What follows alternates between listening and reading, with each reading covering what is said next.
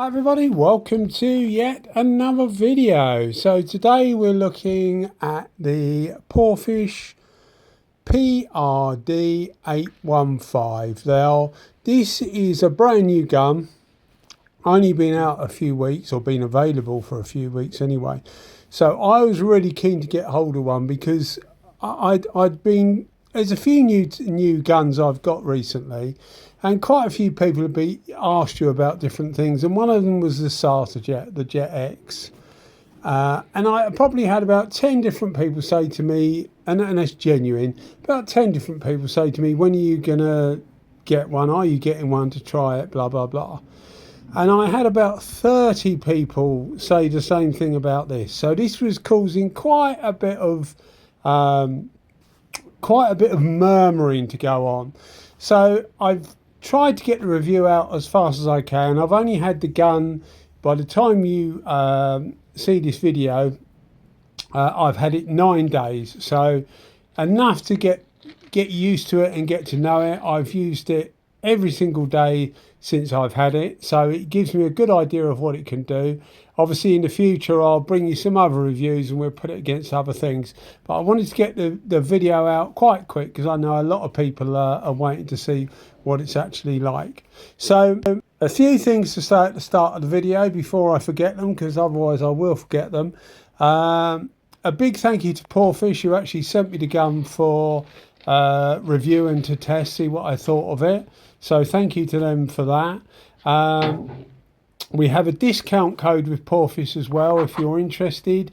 I'll put a link in the description so that you literally click on the link and it should apply the discount code, because I know a few people had problems with the code, because the name of the channel's Pete's Hobbies and it's actually Pete Hobby is the code.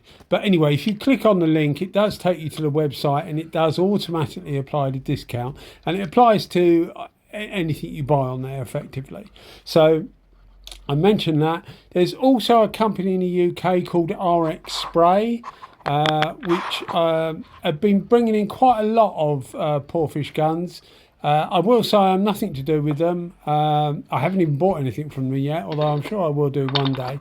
But hats off to them for bringing the stuff into the UK. So if you're in the UK, you might like to go over to their website. Again, I'll put a link in the description, and they've also got a discount code. It's just RX Spray 5. But again, I'll put the discount code in the description and a link to their website so that you can use that discount code if you want to. And you've got more options then if you're in the UK anyway. So getting on to the gun, another thing I will say is I made something I've never done before, a real cock up 6.5 minutes into the video. So if I forget to point it out, effectively I filled the gun up with base coat and went straight to the tank. I've been in a real hurry the past week and a half. I've been in a real hurry because I've got loads of things to do, and I forgot to reconnect the airline, so effectively just poured neat unatomized paint onto the tank.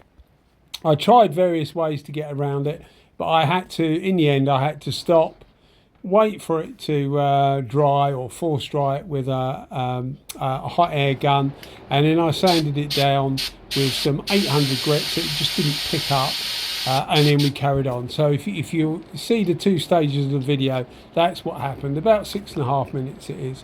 Hopefully I'll point it out when it happened at the time. Anyway, not a fault of the gun, totally a fault of mine. I just forgot to connect it to the airline.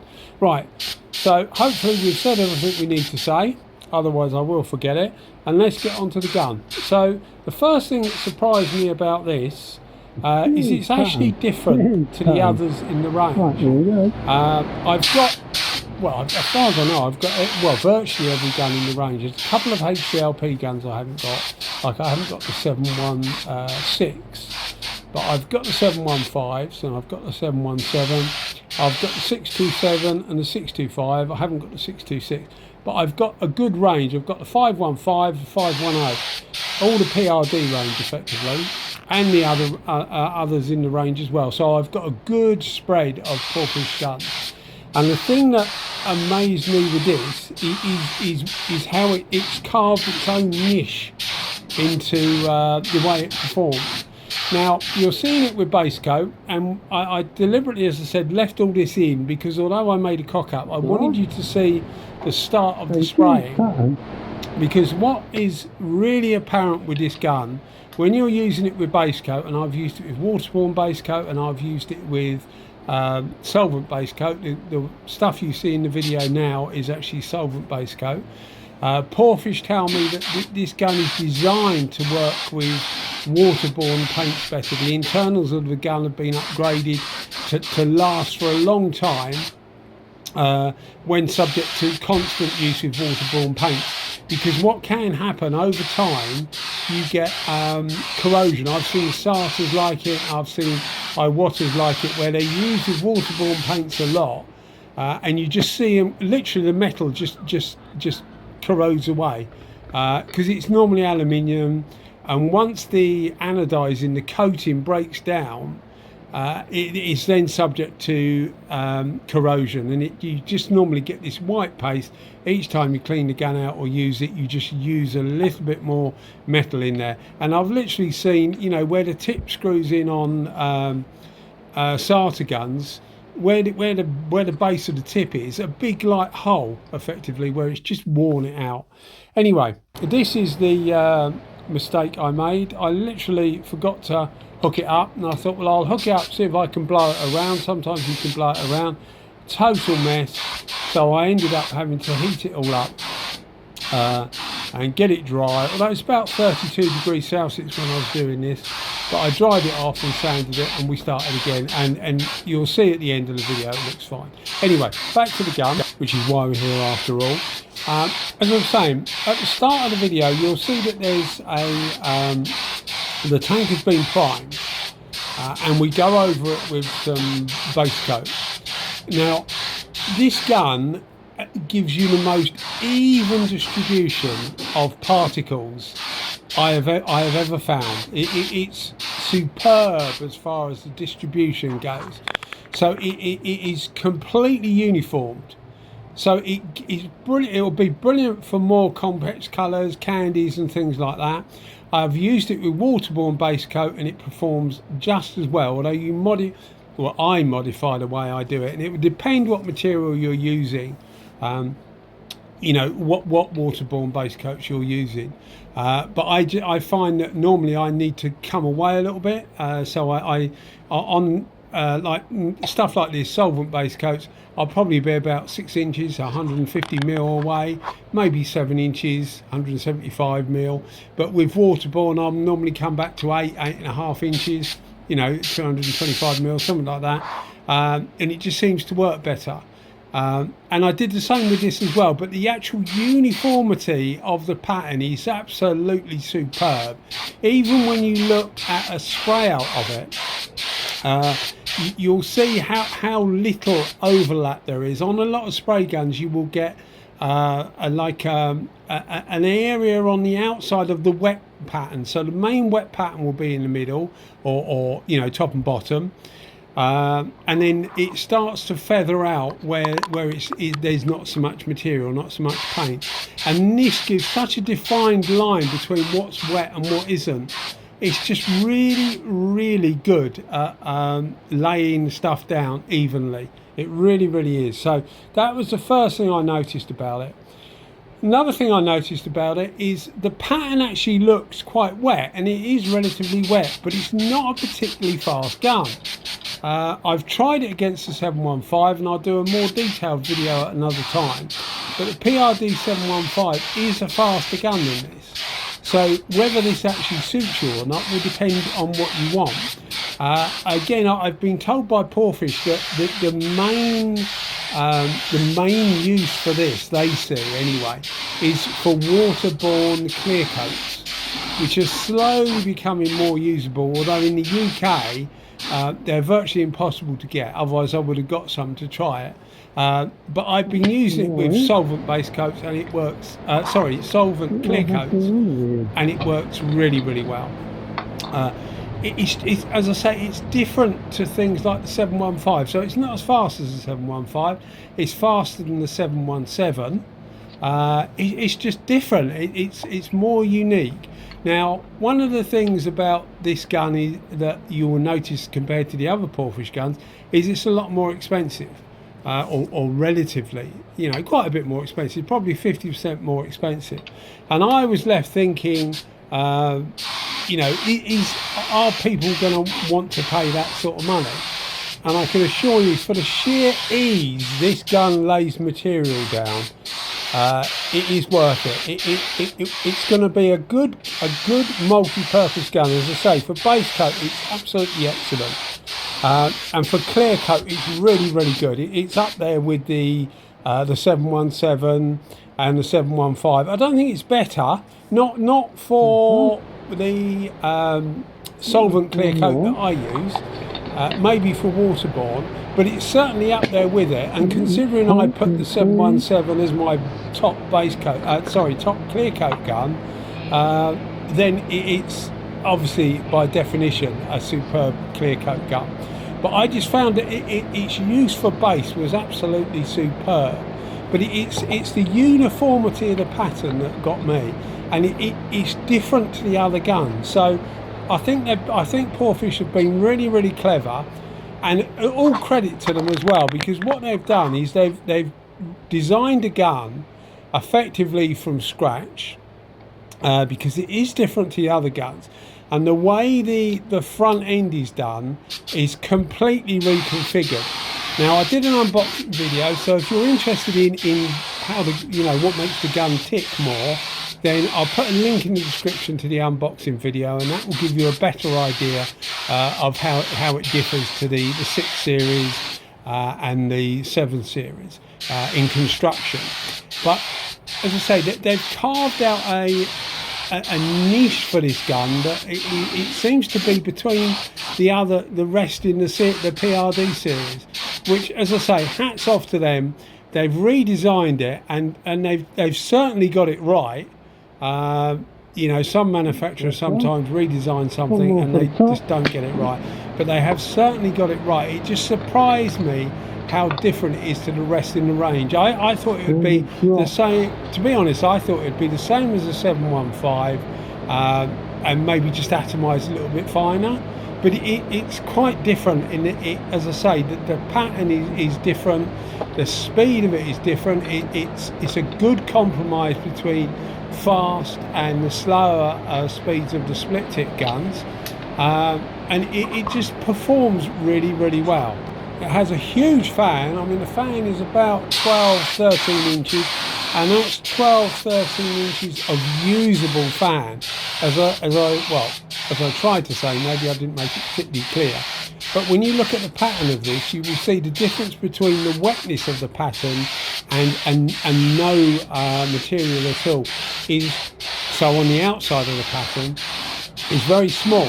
So it's sort of like wet to the edge, which is what a lot of people strive for, and a lot of manufacturers just don't deliver. The fact that you get such an overlap where you're slowly getting less and less material, which is why some people sometimes often turn a fan in so that they get in a more direct contrast between wet and nothing as far as the pattern goes.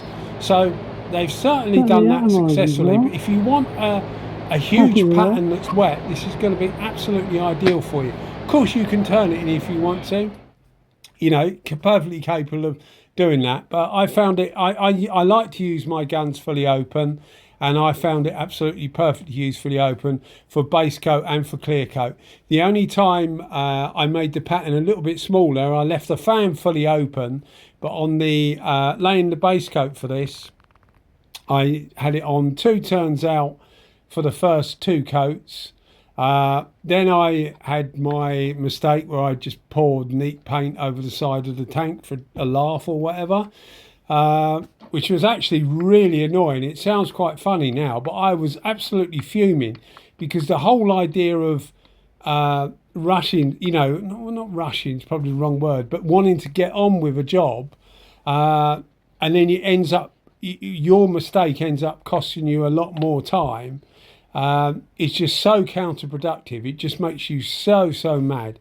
But I mean, the result you'll see came out superb, and you can't see where effectively I poured neat paint over the side of the tank. So it all came out fine in the end. It's just that it took longer than it needed to.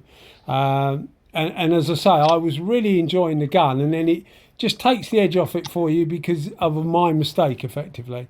But going back to the cost of the gun, as I said before, it is more expensive, but it is absolutely worth the extra money. It uses about 10 CFM, I reckon 10.5 CFM. It's what they call an MP, which is a medium pressure. But I was using it for base coat. I used it at about 1.7, 1.8 bar, and then I used it at 2 bar for clear coat, which is what I've been doing since. I see no reason to increase the pressure. It doesn't really need it. It gives really good results at those pressures that I mentioned. So 29 psi for clear coat, and I'm using about 25 psi for base coat, and it seems to work perfectly well. For waterborne, I put it up to about 26, just a little bit more. It could just be the waterborne base coat that I've got. It just seems to take a little bit more atomization, as I said, and I normally take the gun back a bit as well. But the uniformity, and I know I keep going on about this, but it really did strike me how uniform it lays the base coat or the clear coat. And you will see that if you look at the very start of the video where we're going over a primer, you get an idea of how evenly it distributes it. And it'll be ideal for candy and more complex colours, as well as metallics and things like that. It will work with most things. I probably wouldn't use it for direct gloss, although it would work, but it would probably be a little bit slow. But if they bring out a 1.4 version, that might well be okay. And I only say that because I prefer a 1.4 for direct gloss anyway, and you need to get quite well. I like to get quite a bit of flow with direct gloss, so you'd have to hold this back a bit, and it would work fine. But it's probably not the best gun for that. But certainly as a base coat gun, it's absolutely superb.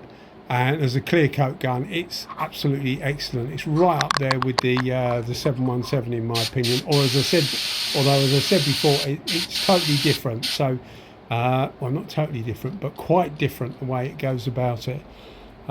So yeah, I mean, as I said, and I keep saying it, it really surprised me.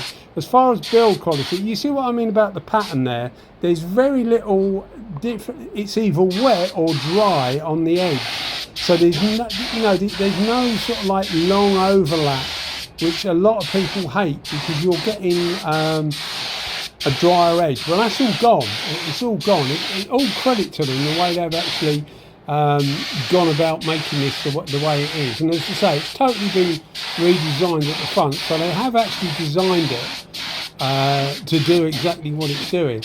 And another thing they said to me when I just on messages really, they said, if you can get some waterborne clear coat, that's when it will excel. And unfortunately I can't get hold of any, but I know in Europe you're starting to get more and more of that, and I know we're in Europe, but in the UK for some reason we're just not getting much waterborne clear coat, and some people say it's not particularly good anyway. But if you do use it, I'm thinking of using it, this gun apparently excels at it. One day I will find out. Going on to build quality. Build quality is as good as the PRD range. All the PRD range are made really well, and the PC4 series as well. One of my favourites, the PC4 series. A bit less flash, but really good performance wise. But the build quality of it, as I say, is as good as the 7 series. I don't think it's better. It's obviously styled completely different, but it's right up there with your SATAs, with your DV1 Bases, your Iwaters. It's right up there with them. So don't sort of think, although you're paying more money, it's actually, compared to a lot of the high-end guns, it's still not expensive at all. some chap messaged me the other day, or he put a thing on YouTube, I can't remember, but he said that it's nearly the price of a DV1 or a SATA. Well, I suppose it depends where you are, but I mean, certainly in the UK you couldn't get a DV1 or a SATA, and by that I mean like the DV1 or the Jet X or the X5500, and this gun's capable of showing them a clean pair of heels in the performance department, and it's equal to them on build quality. So you know, in the UK this would be half the price of a SATA or the DV1 DV1. So for me, there is no comparison price-wise. This is, although it's more expensive than the others in the Porphis range, it's still much cheaper than the high-end iWatters, DV1s, etc. And it's generally better. So you know, you can't really compare. I think Porphis have just got the bit in their teeth, and they're thinking, right, well, we're gonna go for it and make a gun that we can spend a bit of money developing, because that's where some of the money's going to go, on research and development, because they've taken it on themselves to actually do the research and development. There's nothing I've seen that's like this as far as the front end goes. So they're out on their own actually doing some good work, and it's really working, and it produces. And as you can see, the results are superb. You will see this tank later, or on another video, because although it seems pointless doing it, I'm gonna actually sand this down, because I'm gonna spray some decals on there, because the chap wants them sprayed on. But this is off the gun finish, as with all these videos, so there might be the odd nib, etc. But we like to show you them as they come, or I like to show them as it comes off the gun, because then there's no trickery. It's just what you see is what the gun with me has produced. But if you can remember the where I poured the paint over the side, you can't see it at all. I think it's actually on the other side, but I think we will go round to that edge in a minute. Normally I try and go around the whole way, although the table's in the way a lot of the time. But it came out absolutely fine, but gives a superb finish with base coat and for clear coat. But it struck me how good it was with base coat, with the uniformity of the application. But having said that, it's obviously the same for clear coat, but you tend to notice it less on clear coat, because it's more about getting the material on. But on base coat, you notice, yeah, there's that edge there. You can see it came out absolutely fine. So although we cost ourselves about 45 minutes, or cost myself 45 minutes, we got there in the end. Anyway, guys, thanks as always for watching the video, and if you are enjoying them, give us a sub. Cheers, guys. Bye bye.